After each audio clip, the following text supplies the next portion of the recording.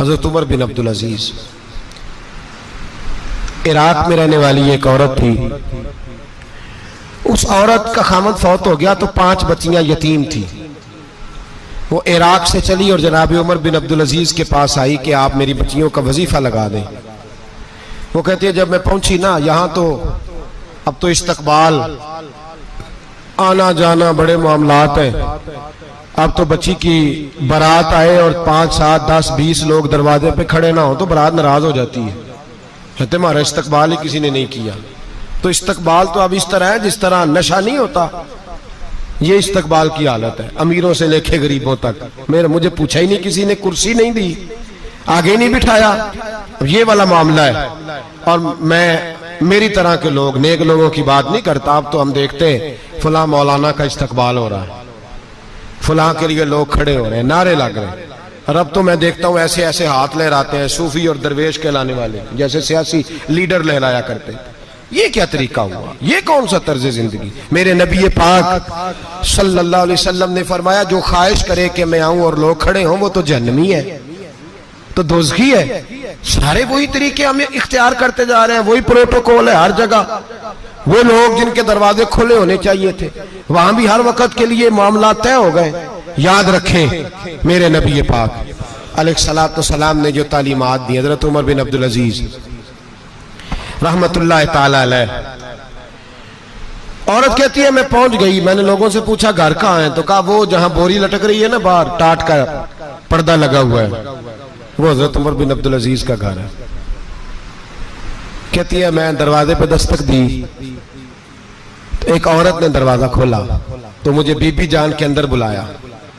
तो उनके घर के अंदर जब मैं दाखिल हुई तो बड़ा सारा सेन था, एक तानिम कुआं लगा था, एक तरफ एक बड़ा दरख्त था और एक छोटा सा बनाई हुई थी जगह बर्तन धोने के लिए। और बीबी ना बर्तनों को मिट्टी लगा के साबुन लगा के बैठी हुई थी, काम कर रही थी वो औरत। मुझे उसने दरख्त के नीचे बिठाया, पानी पिलाया। कैसे आई हो? मैंने कहा अमीरुल मोमिनीन से मिलना है। कहने लगी बैठो थोड़ी देर में आ जाते। कहती थोड़ी, मैंने समझा घर की कोई मुलाजमा है, मैं बैठ गई। थोड़ी देर गुजरी, फिर दस्तक हुई, उस बीबी ने उठ के दरवाजा खोला। तो जब वो शख्स अंदर आए तो कहने लगी बड़ी देर से बर्तनों को साबुन लगा के बैठी हूँ, कहाँ रह गए थे? कहती है वो साहब कहने लगे बस जरा मसरूफ हो गया था, दौड़े गए, कुएं से पानी निकाला, बीबी को दिया, उसने बर्तन धोए। कहती है फिर थोड़ा सा सिरका और एक रात की रोटी वो लाई, उस शख्स ने खाई। मैंने कहा कि ये दोनों घर के मुलाजम हैं, मियां बीवी काम करते हैं। जब वो खाना खा चुके तो वो औरत मेरे पास आई, कहने लगी उठ के मिल लो अमीरुल मोमिनीन से। मैंने कहा कौन अमीरुल मोमिनीन? तो कहने लगी कब से तो आए हैं, ये जिसने कुएं से पानी निकाला यही मुसलमानों का अमीर है, और ये जिसने दरख्त के नीचे बैठ के सिरके से रोटी खाई है यही है। ये फरिश्तों की दास्तान नहीं, ये वो लोग हैं। मैं रात को भी कह रहा था एक जगह पे कि ये लोग जो है ना जिनका आप रोज शिकवा करते हैं हुकूमतें बड़ी खराब हैं, ये कोई नहीं खराब, बिल्कुल खराब नहीं। जितने सियासी लीडर हैं सारे सही हैं। खराब वो लोग हैं जो इन्हें वोट दे के लीडर बनाते हैं, बिल्कुल खराब नहीं। मैं तो इनके हक में होता जा रहा हूं। नाराज हो गए ना आप लोग? अल्लाह करे तुझी हो जाओ तो अगले इलेक्शन च सियाने भी हो जाओ, आमीन तो कह दे। मैंने कोई मशवरा नहीं देना इसलिए कि मेरी नजर में कोई ऐसा शख्स नहीं जिसके लिए मैं आपसे कह सकूं कि वोट दें। और हम तो ऐसी बात करें तो कई लोग नाराज होकर चले जाते हैं, लेकिन कोई परवाह नहीं, इसलिए कि ये दीन मेरे नबी पाक का दीन सिर्फ मस्जिद का दीन नहीं। इंशाअल्लाह आइंदा जुम्मे नजरिया पाकिस्तान बयान करूंगा और बताऊंगा कि पाकिस्तान का मतलब क्या, ला इलाहा इल्लल्लाह मुहम्मदुर रसूलुल्लाह सल्लल्लाहु अलैहि वसल्लम। हुजूर का जो कुरान नाफज होगा मस्जिद में, वो कुरान कचहरी में भी नाफज होगा इंशाअल्लाह। और वो कुरान नाफज होने आया है, असेंबलियों में वही कुरान नाफज होगा इंशाअल्लाह। और यही चिराग जलेगा तो रोशनी होगी। बयान करेंगे और डट के बयान करेंगे, आपको बताएंगे। बात जो बात समझा रहा हूं फिल वक्त वो समझे, मुजरम वो नहीं जो बड़ा बन के लूटता है, मुजरम वो है जो उसको सपोर्ट करता है, जिसने उसे बड़ा बनाया है। ये याद रख लें, हमारी कोई बचत नहीं होगी, हमसे पूछा जाएगा। हम सारे कचहरी में खड़े होंगे, अल्लाह सवाल करेगा कि तुम बताओ तुम इनके मददगार क्यों बने थे, तुम सपोर्ट क्यों करते थे, ये पूछा जाएगा और हमने जवाब देना है। बहरहाल आमदाम बरसरे मतलब जनाब उमर बिन अब्दुल अजीज रहमतुल्लाह अलैह के वो बीबी गई तो कहने लगी कि ये अमीरुल मोमिनीन ने कहा, वो उठ के हाजिर हुई, कहा हुजूर मैं इराक से आई हूँ, मेरा खामद फौत हो गया, मेरी 5 बेटियां हैं, वजीफा लगा दे। वो बीबी कहती है मेरा दिल था कि यतीम बच्चियों का 100 दिनार साल का लगा देंगे तो बड़ी बात है। कहती है जब मैं उनके पास गई तो हजरत उमर बिन अब्दुल अजीज को बताया तो वो रोने लग गए और मुझसे माफियां मांगने लगे। मैंने कहा हुजूर आप क्यों माफी मांगते हैं? तो कहने लगे इसलिए माफी मांग रहा हूं कि तू मेरी रियाया में थी और तेरी 5 बच्चियां यतीम थी, तुझे खुद चल के आना पड़ा है। मेरा काम था तेरी खबर लेता, माफ कर दे अल्लाह की रिजा के लिए। उन्होंने वजीफा लिखना शुरू किया तो मेरी एक बच्ची का 1000 दिनार साल का लिखा। मैंने कहा अल्लाह तेरा शुक्र है। फिर दूसरी बच्ची का 1000 लिखा तो मैंने कहा अल्लाह तेरा शुक्र है। तीसरी का 1000, चौथी मैंने कहा शुक्र है।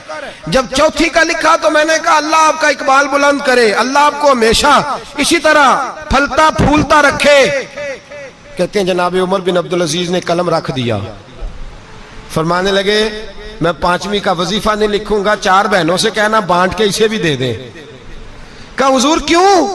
आप फरमाने लगे जब तक तू अल्लाह का शुक्र अदा कर रही थी मैं भी रब से जुड़ा हुआ था और अल्लाह से डर के लिख रहा था। अब तूने मेरी तारीफ की है, अब मेरी जात आ गई है, अब मैं अगर ये वजीफा लिखूंगा तो इससे अल्लाह राजी नहीं होगा, इससे मेरे नफ्स में रिया पैदा होगी। अब मैं 5वीं का नहीं लिखूंगा, जा और जाके इराक के गवर्नर को दे।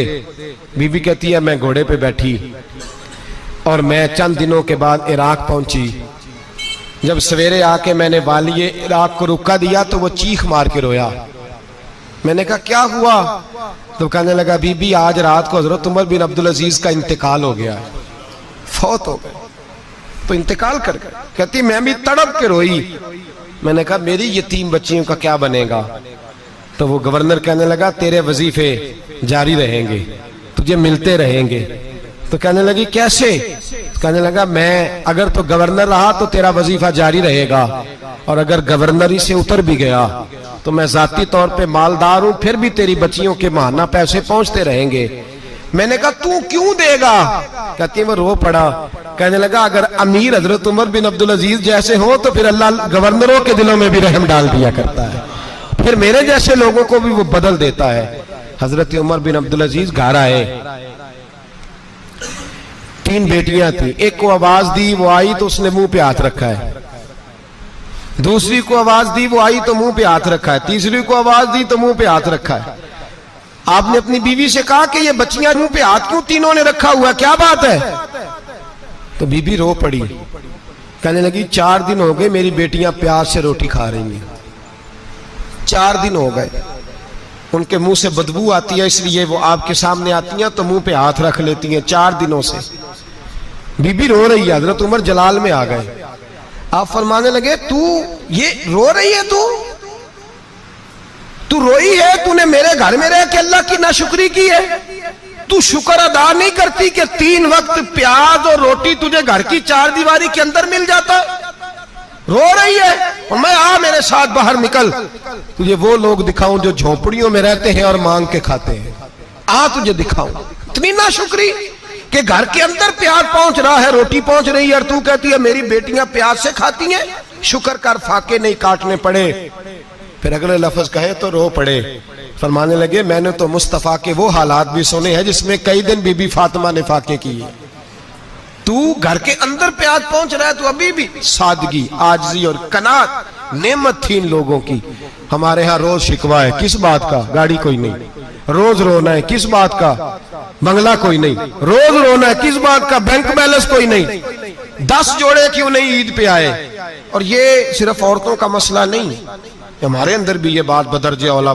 हम रोज अपने आप को मिस्कीन कहते हैं, गरीब कहते हैं, लाचार कहते हैं, मजबूर कहते हैं। कभी देखो जो झोंपड़ियों में रहते हैं, कभी पलट के देखो लोगों की तरफ जो पैदा हुए तो आंखें कोई नहीं थी, हाथ कोई नहीं थे, पैर कोई नहीं थे। वो देखो जो पैदा हुए तो सर पे बाप का साया कोई नहीं था। कैसे कैसे लोग वक्त गुजार रहे। हम रोज आके कहते हैं कारोबार ठंडा हो गया है, हालात बड़े खराब हो गए, हम बड़े मजबूर। क्या हो गया साहब? अल्लाह के दिन है, सारे अल्लाह के दिन है। मसल अच्छा है ना फिराक अच्छा है, यार जिस हाल में रखे वही हाल अच्छा है।